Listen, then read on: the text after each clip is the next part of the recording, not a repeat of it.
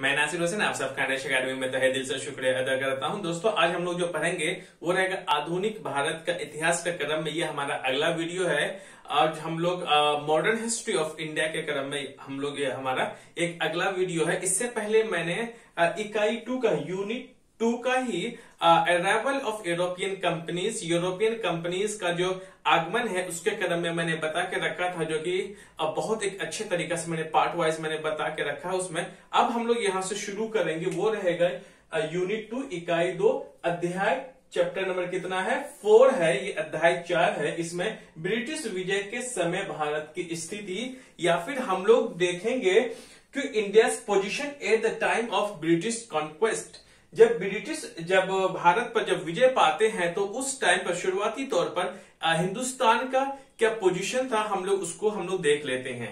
देखिए उस क्रम में सबसे पहले हम लोग देखेंगे वो रहेगा मुगल साम्राज्य का पतन या फिर डिक्लाइन ऑफ मुगल एम्पायर। जिधर मुगल एम्पायर का डिक्लाइन शुरू होता है, उसका पतन का काल मुगल एम्पायर का शुरू होता है, वहीं अंग्रेज कहीं न कहीं क्या मजबूत होते हुए जा रहे हैं।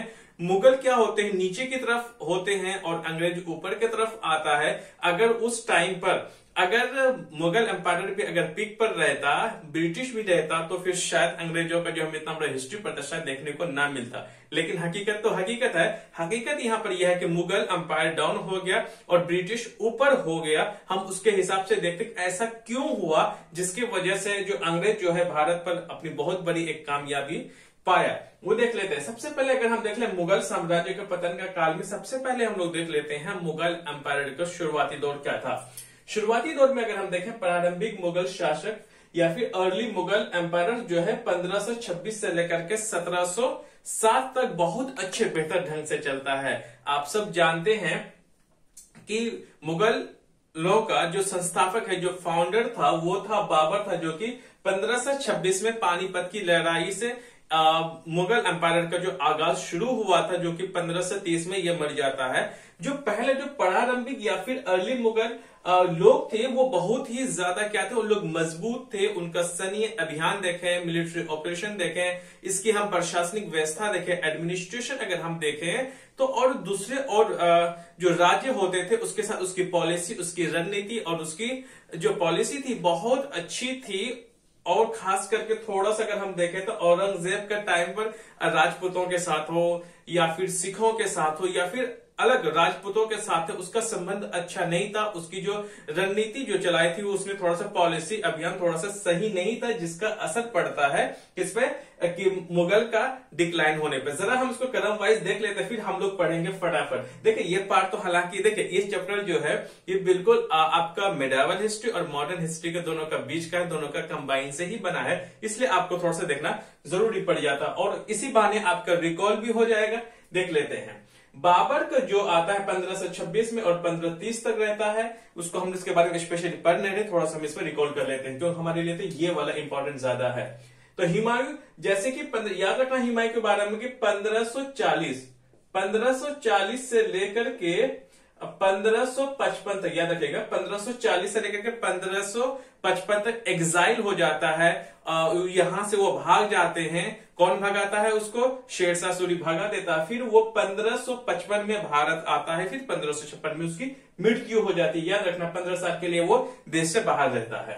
फिर हुमायूं के बाद अकबर आता है। अकबर 1556 से लेकर के 1605 तक, और दादा ने पहला लड़ाई लड़ा था किसका?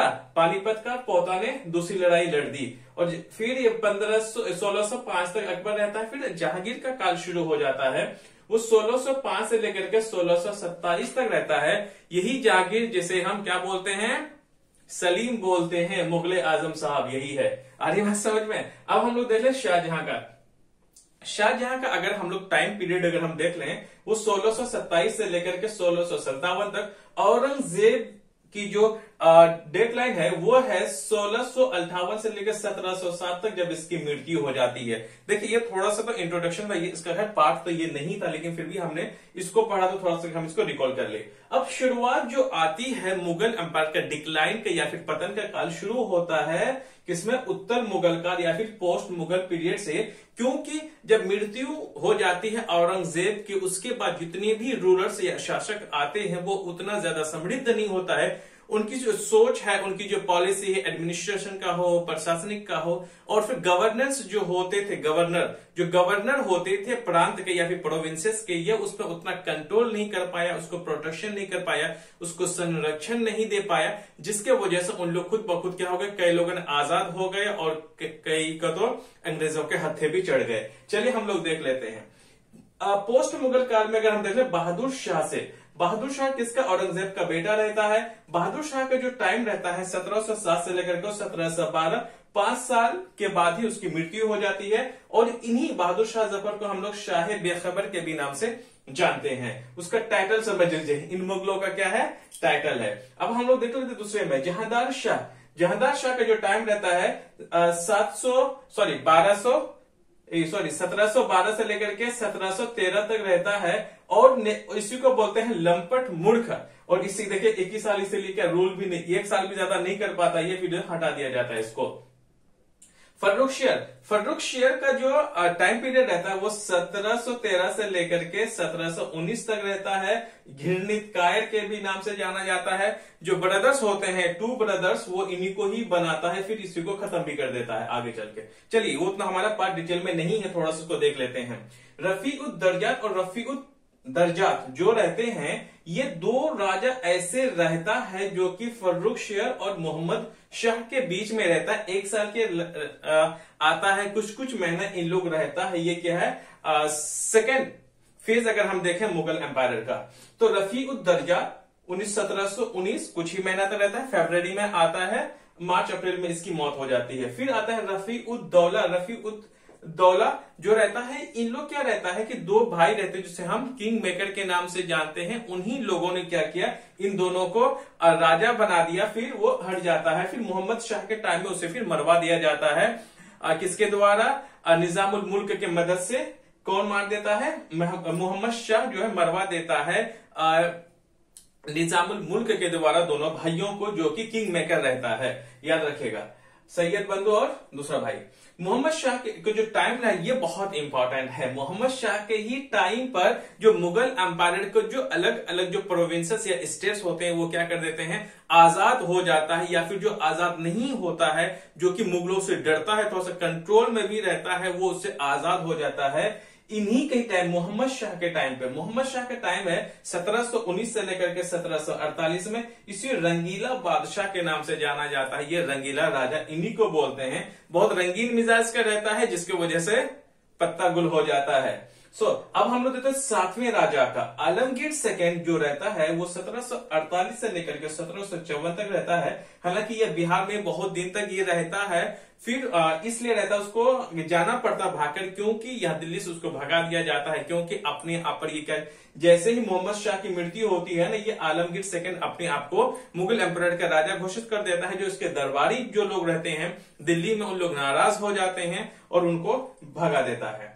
फिर आ जाते हैं 8वें राजा जो सेकेंड फेज में था, वो था शाह आलम सेकेंड, और इसका 1759 से लेकर के 806 तक ये रहता है। हालांकि लोग तो फिर कठपुतली की तरह रह जाते हैं। अब आ जाते हैं 9वां राजा, तो अकबर सेकेंड, उसका जो टाइम रहता है 1806 से लेकर के 1837 तक। बहादुर शाह जफर ये जो रहता है 1837 से लेकर के 1857 तक।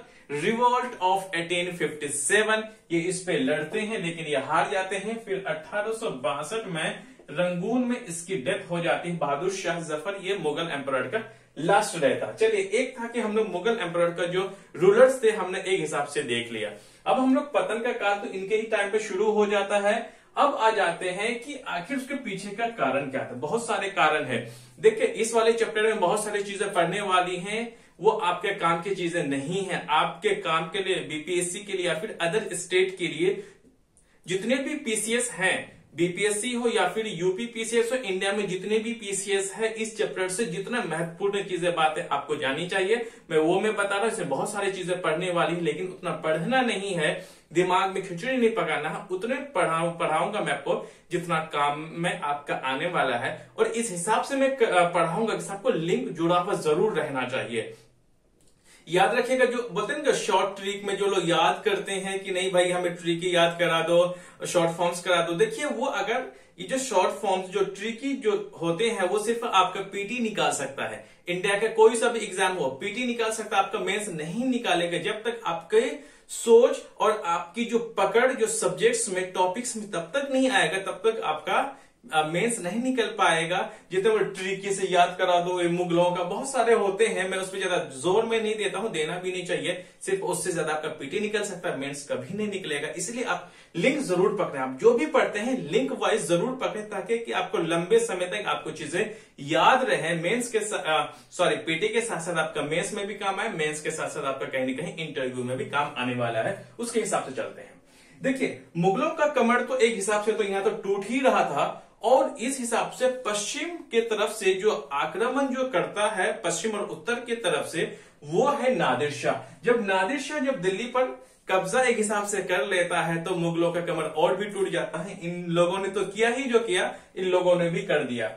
अब देख लेते हैं नादिर शाह। नादिर शाह क्या करता है, मुगलों का जो एक डिक्लाइनेशन शुरू होता है उसमें मदद और करता है। जब ये आक्रमण करता है तो और भी लुटिया डूब जाती है। नादिर शाह जो है कहां, फारस का या फिर पर्शिया का रूलर था, जो कि 1738 2 साल करीब रहे, वो 2 साल यहाँ पे रहा हिंदुस्तान में। वो क्या किया, सबसे पहले 1738 में लाहौर पर इसने कब्जा कर लिया, और 1729 पे करनाल पर जब मुगलों को सेना को जब ये हरा देता है तो दिल्ली का रास्ता साफ हो जाता है। जिस टाइम पर ये आता है उस 1738 में, तो अगर मैं देखूं मोहम्मद शाह का टाइम जो शुरुआत होता है ये बहुत ही इंपॉर्टेंट है। 1719 से लेकर 1748 तक, इसका मतलब वो जब 1738 और 1739 पे जब आते हैं, इसका मोहम्मद शाह का टाइम रहता है दिल्ली में, दिल्ली की कुर्सी पे यही बैठा रहता है। जब वो क्या कर लेता है, जब करनाल पर जब अटैक कर लेता है, मुगलों को जब हरा देता है, दिल्ली का रास्ता साफ हो जाता है। मोहम्मद शाह को नादिर शाह क्या कर ले, दोनों का इसमें शाह है ना, अमित शाह नहीं है ना, नादिर शाह, यह था मोहम्मद शाह। नादिर ने क्या कर दिया, मोहम्मद को हरा दिया और उसे बंदी बना लेता है, और वो दिल्ली से इतना पैसा लूटता है, इतना पैसा लूटता है कि बहुत ज्यादा हैप्पी हो जाता है, इतना ज्यादा खुश हो जाता है कि वो पर्शिया के लोगों के लिए 3 साल के लिए टैक्स मुक्त कर देता, टैक्स फ्री, 3 साल के लिए कोई भी टैक्स नहीं देता। तो वो इतना पैसा लूटा था। उस टाइम पर 70 करोड़ रुपए भारत से वो लूट कर लेकर के गया। फिर अफगानिस्तान की तरफ से और भी लूटा उसने। सिंधु नदी के जो किनारे पे जो मुगलों का जो स्टेट थे, प्रोविंसेस थे, जो राज्य थे, टेरिटरी, जिसे हम टेरिटरी कहते हैं, वो सबको भी लूटा। इतने लूटा कि इसने 3 साल के पर्शिया के लोगों के लिए टैक्स फ्री कर दिया। आधी बात समझिए, बहुत खुश था वो। उसके बाद इसमें 2 चीजें उसको बहुत महत्वपूर्ण हाथ लग जाता है नादिर शाह से। वो क्या, मयूर सिंहासन जिसे पीकॉक थ्रोन बोलते हैं, कोहिनूर डायमंड, इन्हीं ने क्या किया, कहा दिल्ली से लेकर के फारस या फिर पर्शिया चला जाता है, जिसकी वजह से मुगलों की सत्ता और बेहद कमजोर हो जाती है। फिर भी मुगलों में जान रहता है, फिर भी हार नहीं मानता है। उसके बाद क्या कहता है, फिर अहमद शाह अब्दाली ढोल बजाने के लिए आ जाता है मुगलों का। फिर इसने अहमद शाह अब्दाली ने क्या करता है, 1748 से लेकर के 1767 तक वो भारत में कई बार आक्रमण करता है, मुगलों को बेहद परेशान करता है, जिसकी वजह से एक तो अहमद शाह नादिर शाह तो क्या ही था, ये अहमद शाह अब्दाली भी कर देता है। ये कहां से था, ये याद रखिए, ये अफगानी लोग थे, अफगानी था। इसी की लड़ाई भी आगे हम देख लेंगे। वो क्या, उत्तर भारत को, मोस्टली कहा उत्तर भारत पे ज्यादातर आक्रमण करता है, और उत्तर भारत में ही मुगलों का सबसे ज्यादा राज्य रहता है। दक्षिण भारत में तो बहुत छोटे छोटे राज्य इंडिपेंडेंट रहता है, कुछ अलग रहता है, क्योंकि मुगलों का जो उत्तर भारत में और सेंट्रल भारत में सबसे ज्यादा इसकी कंट्रोल था। दक्षिण भारत में तो इसका तो ना के बराबर था, थोड़ा सा था लेकिन ज्यादा नहीं था, इसलिए फर्क पड़ गया।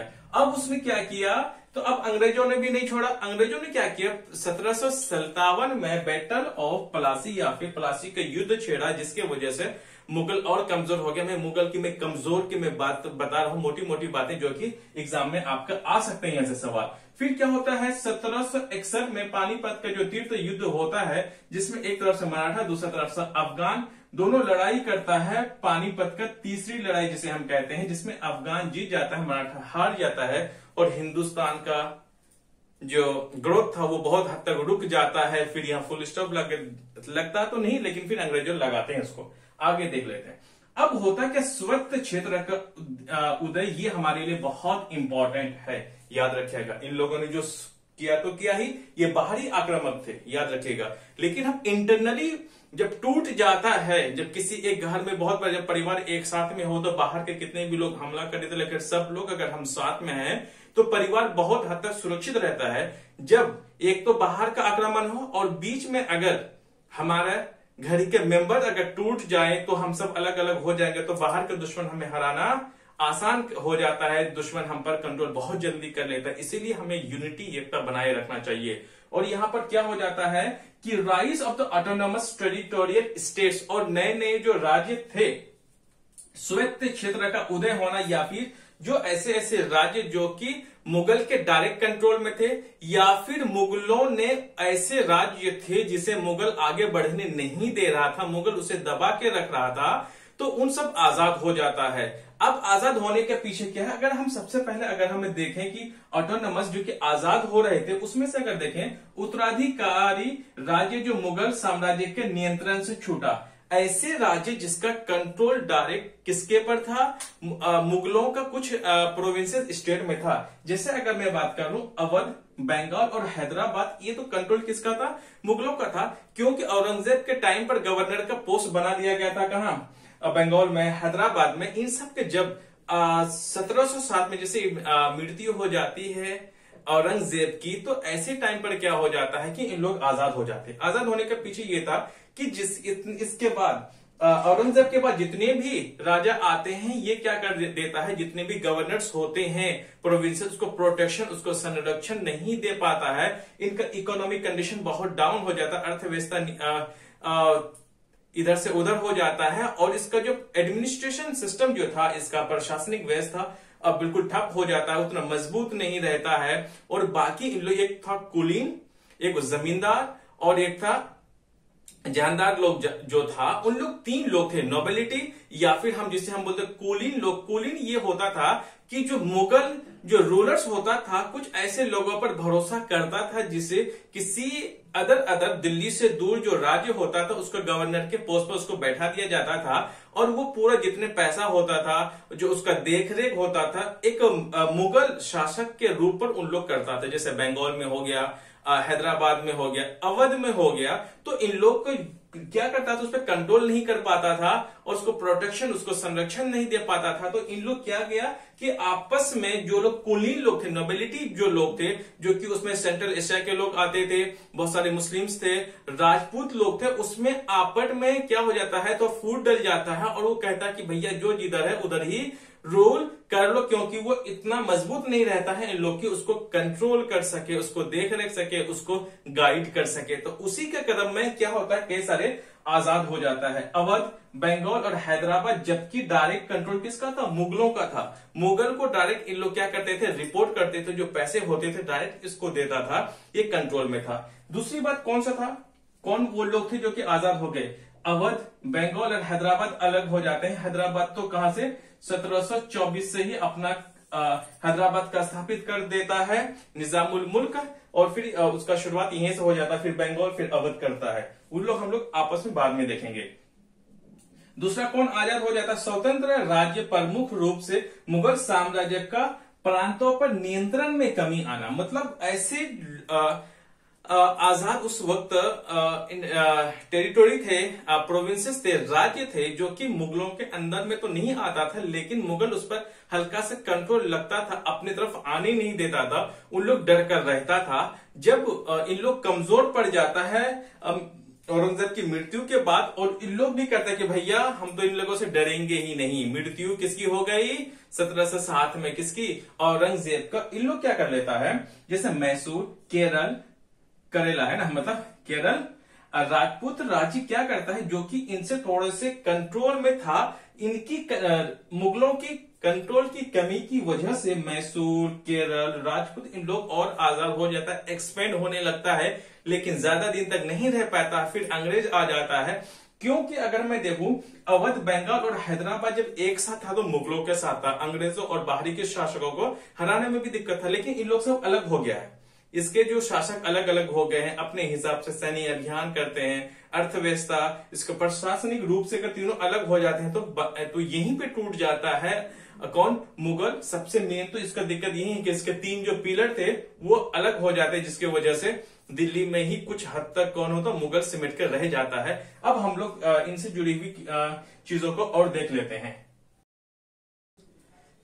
चलिए अब हम लोग देख लेते हैं तीसरे नंबर पर। तीसरे नंबर पर यह है कि मुगलों के विरुद्ध विद्रोहियों द्वारा स्थापित नए राज्य वो लोग थे जो कि मुगल सत्ता के विद्रोही लोग थे, जो कि उसके अगेंस्ट में थे, उसके खिलाफ में थे। उन लोगों ने नया राज्य का स्थापित कर दिया, जो कि मुगलों के लिए एक बहुत बड़ा चैलेंजेस में से एक था।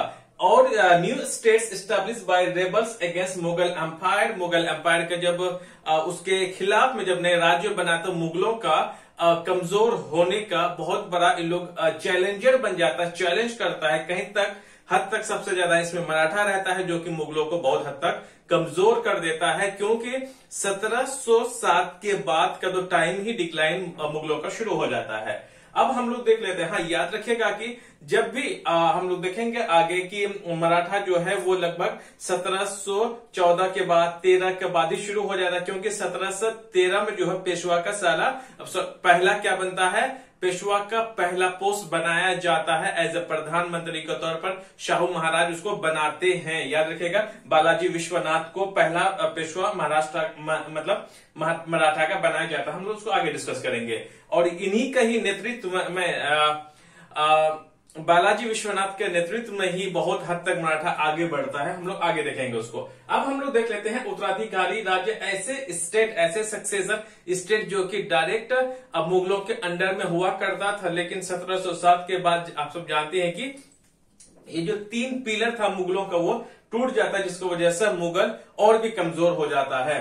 देखते हैं संस्थापक, अगर मैं हैदराबाद के अगर संस्थापक या फिर फाउंडर की मैं बात करूं तो निजामुल मुल्क जो है वो हैदराबाद को एक अलग राज्य बना लेता है। इसकी एस्टेब्लिशमेंट जो होता है वो 1724 में होता है, क्योंकि 1722 से लेकर के 1724 तक ये दिल्ली में एक वजीर के पोस्ट पे रहता है। और यही निजामुल मुल्क जो मदद करता है मोहम्मद शाह को, किसको हटाने के लिए? सैयद बंधुओं को हटाने के लिए, जो कि जो सैयद बंधु जो लोग रहते हैं वो मुगल के टाइम में किंग मेकर के नाम से जाना जाता है। चलिए, अब वो तो वजीर के पोस्ट में वो 1724 में ही क्या कर लेता है?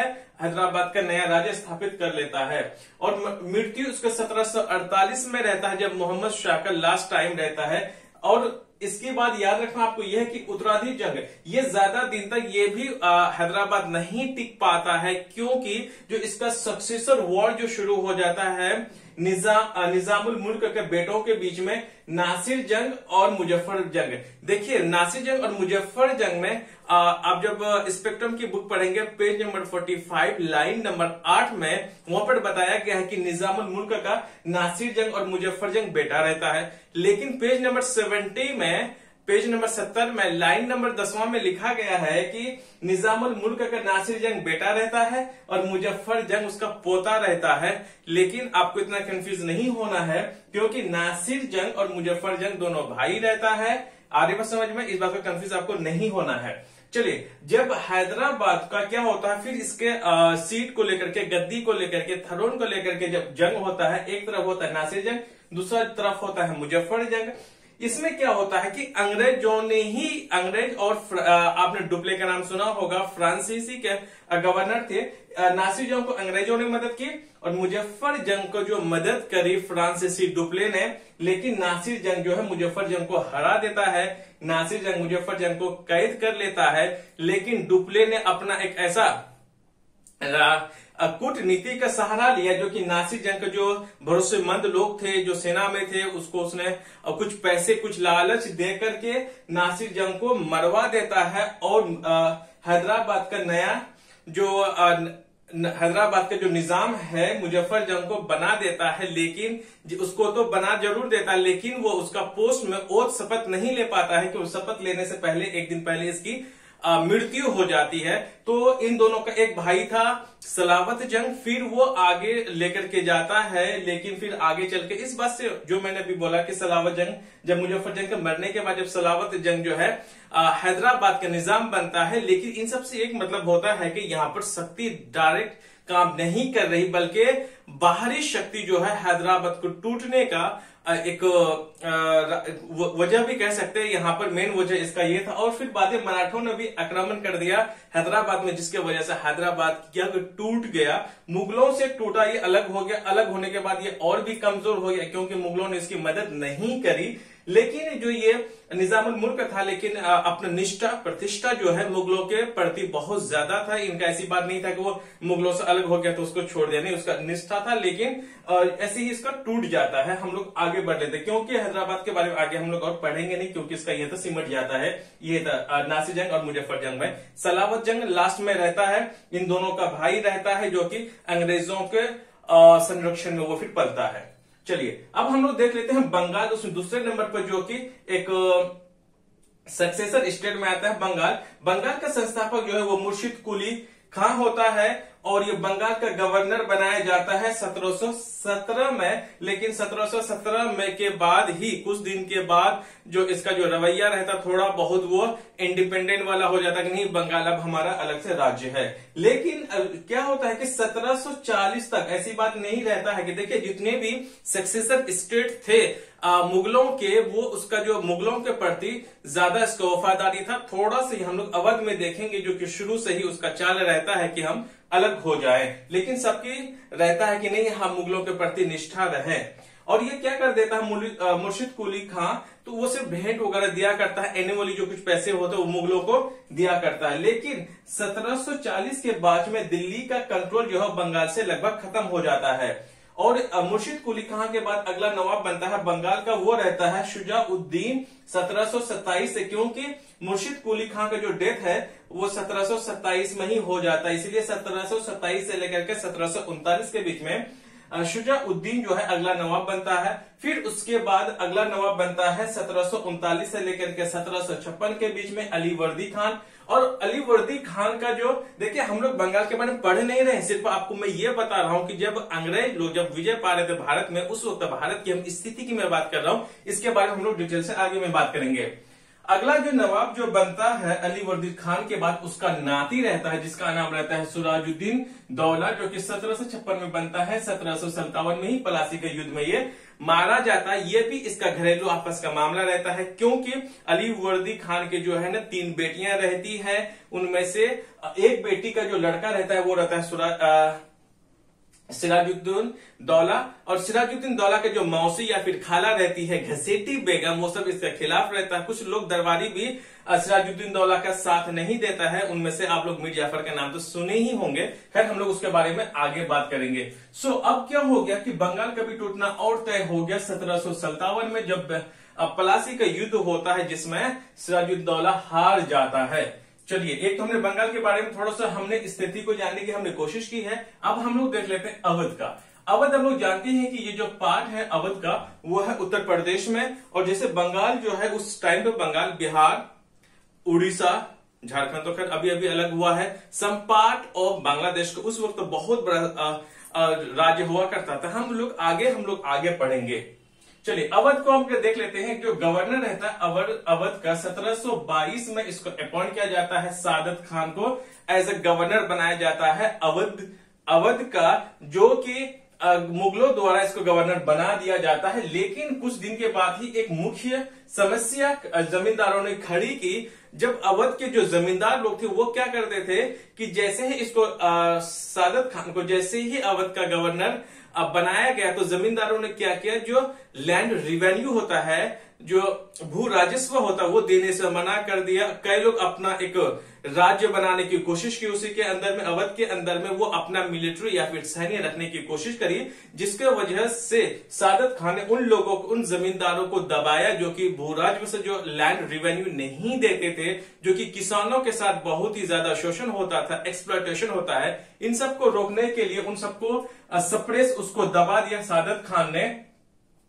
जब सादत खान ने दबाया तो उसने क्या किया कि भूमि बंदोबस्त या फिर लैंड सेटलमेंट करना शुरू कर दिया। और जो जहांगीर जो लोग थे उसको क्या किया, उसने जो बड़े बड़े जो लोग हुआ करता था अवध में, उसने क्या किया, जो बड़े बड़े जो पोस्ट होते थे अवध में, उसको उसने देना शुरू कर दिया। उसमें हिंदू भी थे, राजपूत भी थे, और साथ में उसमें हिंदू लोग भी थे, प्रशासनिक में हो, मिलिट्री के बड़े बड़े पोस्ट में हो। ये सादत खान ने सबको मिला करके चलाने की कोशिश की और बहुत हद तक ये आगे बढ़ता रहा। अगर मैं संस्थापक की अगर मैं बात करूं तो अवध का संस्थापक जो है वो हम लोग सादत खान को बोलते, जबकि 1724 में किसका, अवध का एक अलग से राज्य बनाना शुरू कर दिया उसने।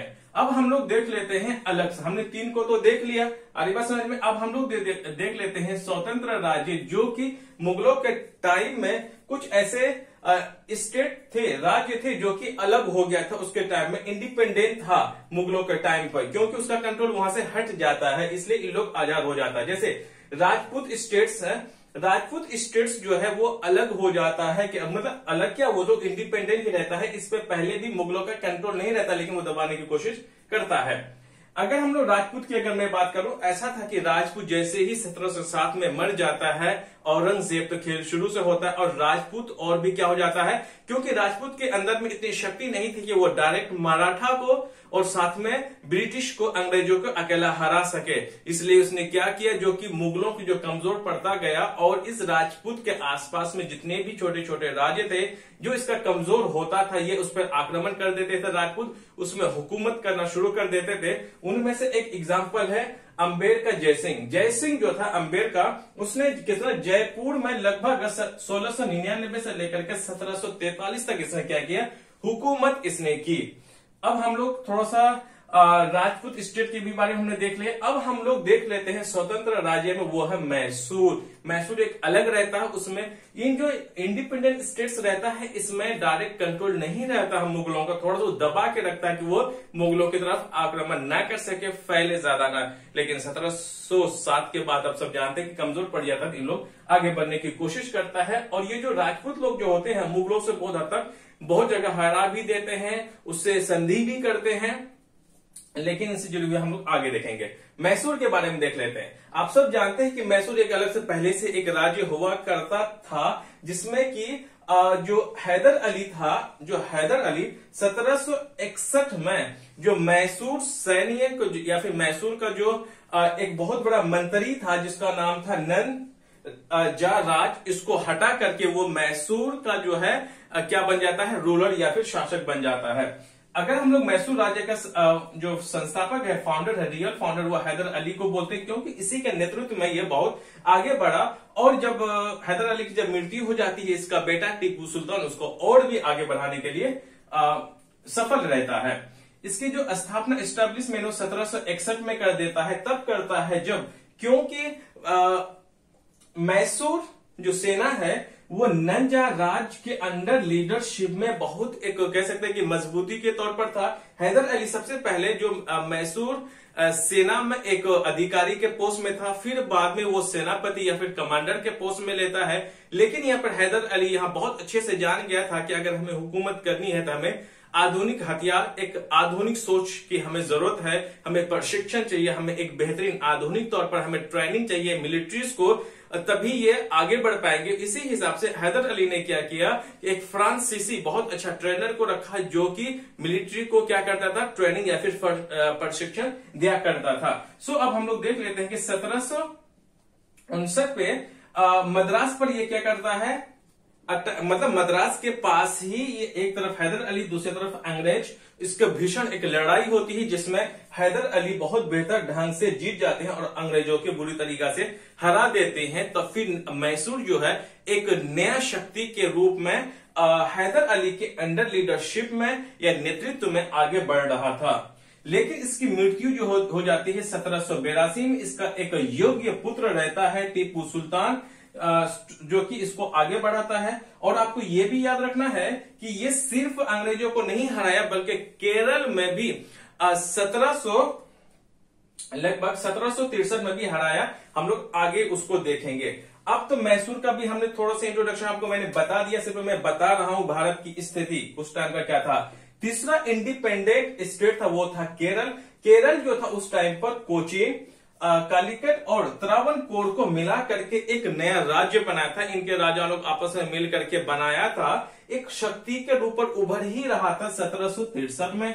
है ना। हाँ, 1763 में ये जो है केरल, कोचीन, कालीकट और त्रावणकोर तीनों मिलकर के एक बहुत बड़ा शक्ति के रूप में उभर रहा था, लेकिन ये ज्यादा दिन तक उभर नहीं पाया। इसके 3 साल के बाद ही 1766 पे ही हैदर अली का जब ताकत बढ़ रहा था, तो हैदर अली ने क्या किया, केरल को 1766 में हरा दिया। उसमें से कालीकट और मालाबार का जो कोस्टल समुद्री तट क्षेत्र जो रहता है वो हैदर अली अपने कब्जे में ले लेता है। उस वक्त सिर्फ त्रावणकोर को ही वो छोड़ देता है।